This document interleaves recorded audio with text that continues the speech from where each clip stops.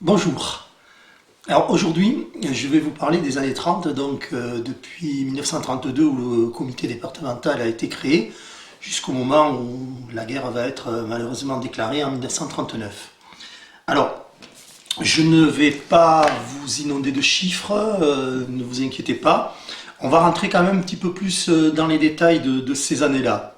Alors, pour résumer, pour que vous compreniez mieux ce qui ressort du championnat des 3B, donc Bigorre, Béarn et Basque, il était disputé en plusieurs divisions, comme nous allons le voir un petit peu plus loin, mais il y avait aussi deux compétitions distinctes. Tout d'abord le championnat normal, où toutes les équipes elles étaient engagées, mais en parallèle on trouvait une seconde compétition qui s'appelait le championnat de l'Union pyrénéenne, qui couvrait le même territoire, mais qui concernait, je pense, essentiellement toutes les équipes de patronage. Puisque nous y retrouvions les Bleuets Notre-Dame de Pau, les Lambéarnais, Bourbaki, la Jeanne d'Arc d'Oloron, etc., etc. Alors, comme le calendrier n'était pas surchargé, vu le nombre d'équipes qu'il y avait, ces formations pouvaient disputer les deux compétitions en même temps. Il y a également une autre équipe qui disputait un championnat de France, c'était la section paloise, parce qu'ils étaient au-dessus du lot à ce moment-là, et ils disputaient ce qu'on appelait le championnat de France honneur, mais c'était un petit peu comme la Coupe de France, c'est-à-dire qu'ils étaient passés un premier tour, si ce premier tour ils le passaient, bien entendu ils jouaient le deuxième, mais s'ils étaient éliminés, ben, c'était fini pour eux le championnat de France. Voilà, donc ce que je voulais dire également, euh, à cette époque également, le championnat des 3B va se doter d'une coupe handicap qui sera nommée la coupe Henri IV. Alors, je ne sais pas si elle est l'ancêtre de notre actuelle coupe des Pyrénées-Atlantiques, mais c'est vrai qu'elle y ressemble bien. D'ailleurs, lorsque le comité des Basses-Pyrénées va se créer en 1935, qui va remplacer les 3B, mais les deux entités seront quand même relativement proches, notamment pour les phases finales où les clubs qualifiés des deux régions, Bigorre, Béarn Basque, vont se rencontrer. Les dirigeants justement du 64 vont relancer cette coupe dite handicap, mais nous verrons ça un petit peu plus tard. Autre chose aussi à signaler, pour promouvoir le basket, les dirigeants de l'époque organisèrent un challenge appelé challenge propagande, où plusieurs équipes se réunissaient dans une commune qui n'avait pas de basket à cette époque-là, et durant une journée, ces clubs y se rencontraient, afin de faire reconnaître les subtilités de ce sport au village essentiellement, puisque ça se passait beaucoup dans le monde rural. Vers la fin des années 30 également, un championnat scolaire a été créé en collaboration avec les différentes structures scolaires qui existaient sur Pau. Il y a eu aussi à Pau des rencontres du championnat de France militaire, je vous en parlerai mais très brièvement. Il existait également à cette époque, ça va en faire sourire certains, des rencontres entre sélections adultes, je précise bien adultes, celles des 3B et celles des Landes. Ces matchs se disputaient en aller-retour, et vous verrez que parfois elles étaient épiques. Je vais aussi vous raconter certaines anecdotes, parfois originales, mais aussi malheureusement tragiques dans certains cas, sur quelques dirigeants du basket de l'époque qui ont débuté par la grosse balle orange avant d'être appelés à des hautes fonctions régionales, voire nationales dans ce sport, mais également bifurqués vers d'autres sports, ou alors même par des destinées professionnelles particulières. Enfin, nous terminerons lors de la saison 1938-1939, qui laissait en fin de saison prévoir un grand malheur sur la France, mais aussi sur l'Europe et le monde entier. Ça, je vous le raconterai demain, mais maintenant, nous allons survoler ces quelques infos qui sont parfois croustillantes sur les années 30. Alors, tout d'abord, en 1932, puisque c'est là où je vous ai laissé hier, le 16 octobre de cette année-là, la section paloise a organisé un match de basket à la Croix-du-Prince contre les Colonnes de Toulouse après un match de rugby des rugbymen de la section paloise. Alors le terrain avait été tracé entre l'entrée de la Croix-du-Prince, pour ceux qui connaissent, et la tribune principale qui maintenant elle est complètement on ne peut plus y accéder parce que c'est beaucoup trop fragile. Ils avaient tracé un terrain par terre et ils jouaient là après les matchs de rugby pour essayer de se faire reconnaître. Le 15 janvier 1933 a eu lieu un match à Orthez entre l'élan Béarnais et Bourbaki et il eut lieu au stade d'Arac.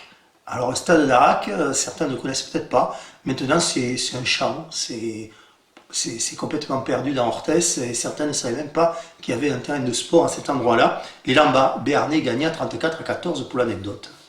Le 19 février 1933 eut lieu le premier match au Trinquet d'Oloron entre la Samaritaine d'Oloron et l'équipe de Saint-Antoine de Tarbes avec victoire des Hauts-Béarnais sur le score de 23-20. Vous voyez, les scores n'étaient pas très larges à l'époque. Le 23 mars de cette même année, début de la semaine universitaire à Pau, avec les équipes de Poitiers, Nantes, Dijon, Rennes, Angers, Amiens, Lille et Paris qui étaient représentés par le PUC, le Paris Université Club. La finale a eu lieu au Stadium de la Gare et le PUC a battu Lille en finale. Le 1er mai 1933 a lieu l'Assemblée Générale de la Ligue des 3B au Café Riche, rue de Liège à Pau. Le président était Henri Terré, le vice-président Truteau de l'Aviron Bayonnais, le secrétaire général Jean Daubin de la section paloise et le trésorier Charles Lassègue de la Jeanne d'Arc du Béarn.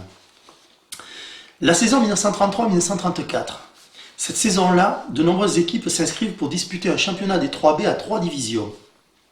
On va retrouver, comme il n'y a pas si longtemps que ça ici, l'excellence, l'honneur et la promotion. La section paloise est également engagée en championnat de France honneur. Les saisons étaient relativement courtes. Les matchs se disputaient en aller-retour entre le 1er octobre et le 17 décembre, et les phases finales entre le 28 janvier et le 15 février. Le 23 novembre 1933 a eu lieu donc la création de cette fameuse coupe Henri IV Handicap que je vous parlais, où seulement très peu d'équipes se sont engagées à ce moment-là. Il y avait la section paloise, alors eux ils partaient avec 0 point d'avance, Bourbaki qui partait avec 5 points d'avance, les Bleus et Notre-Dame qui avaient 10 points d'avance, Jurançon qui avait 20 points d'avance et la Gélosienne qui en avait 25. Voilà les 5 seules équipes qui étaient engagées pour la première coupe des Pyrénées. Le 20 février je dis bien, clôture de la Ligue des 3B chez le président Henri Terré, 2 rue des Cordeliers à Pau, à l'actuel emplacement de la galerie Joffre, ce que je vous expliquais hier. Au cours de cette saison, il y a eu la création du foyer rural de Castétarbes, à l'initiative de M. Bousquet, qui était l'instituteur, lequel deviendra plusieurs années plus tard président du comité départemental des Hautes-Pyrénées. Il en fut de même à Bonnut, au Bonnut Sport, dont M. Escapil était instituteur dans la commune. Il fonda le basket avec André Passicos. M. Escapil deviendra plus tard vice-président de la Fédération française de pelote basque. Comme je vous disais en préambule, le basket mène à tout. Et vous allez voir, c'est pas fini. La saison 34-35.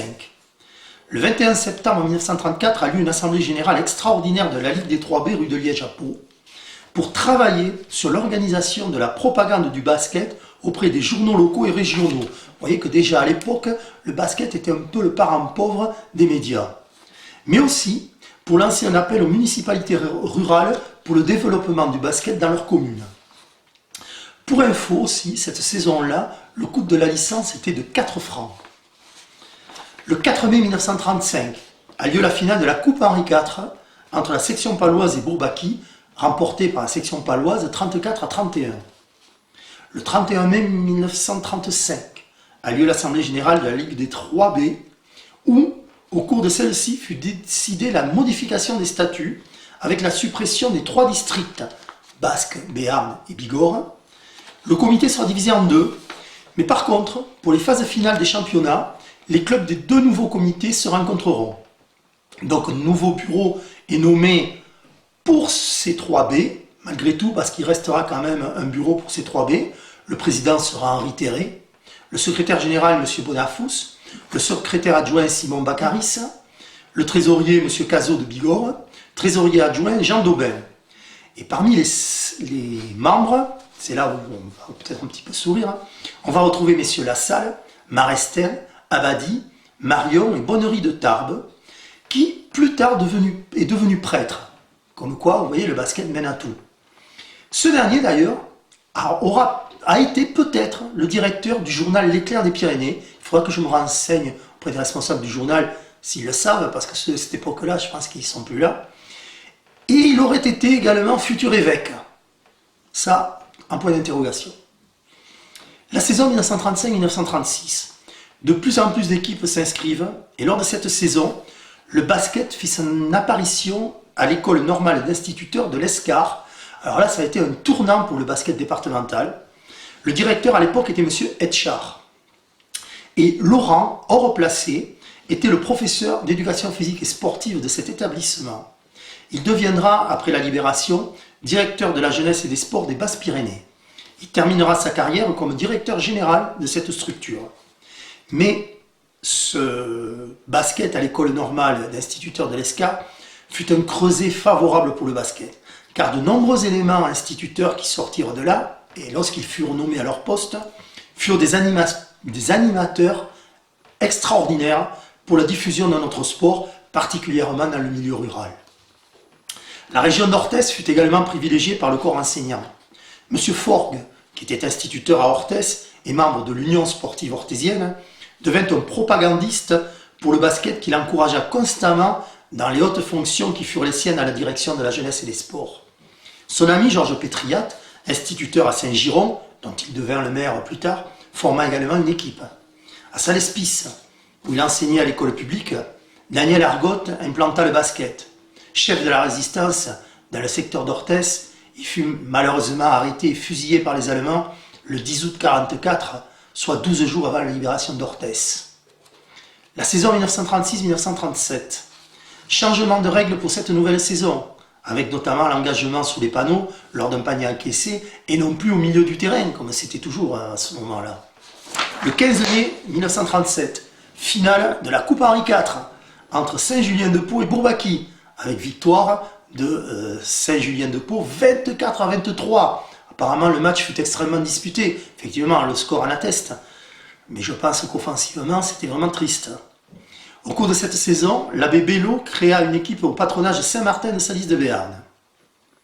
Lors de la saison 1937-1938, Simon Baccaris est nommé président du comité des Basses-Pyrénées, ce qui est un petit peu normal après tout ce qu'a fait cet homme pour le basket. Au cours de cette saison, il y a eu 2 matchs allés entre les sélections des 3B et celles des Landes avec une victoire de chaque côté, mais rien de vraiment très extraordinaire lors de cette saison. Enfin, la saison 1938-1939, en Union pyrénéenne, on compte l'arrivée de l'équipe de Saint-Laurent-Billère et en 3B, l'arrivée du club populaire de Jurançon. Le 23 avril 1939, date importante, début du basket féminin dans le 64 avec Pyrénéa Sport, comme je vous l'ai dit, qui fut la première équipe féminine dans les Basses-Pyrénées, et premier match amical au Vélodrome. Alors là, je voudrais poser des questions peut-être à certains anciens. Le Vélodrome, moi j'ai jamais entendu parler d'un Vélodrome à Pau. Alors si certains savent, ce serait bien de nous mettre sur la page Facebook où était situé ce Vélodrome pour qu'on puisse peut-être en parler. Donc ce match avait opposé Pyrénéa, donc les filles de Pyrénéa, aux Hirondelles de Montréal. Attention, ce n'était pas les Canadiennes, c'était Montréal du Gers. Dans cette équipe de débutantes, on retrouvait une certaine Anne-Marie Ouf, qui, quelques années plus tard, deviendra internationale et capitaine de l'équipe de France sous la direction d'un certain Robert Busnel.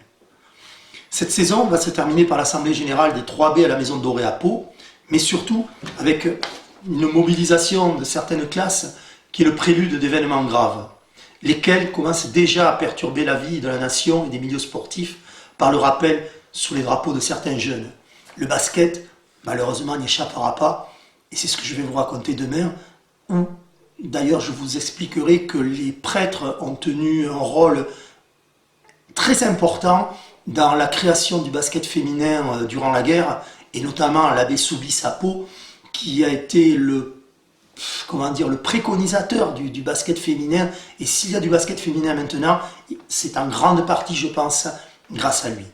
Voilà, je vous souhaite une bonne journée, confinez-vous bien et à demain. Ciao.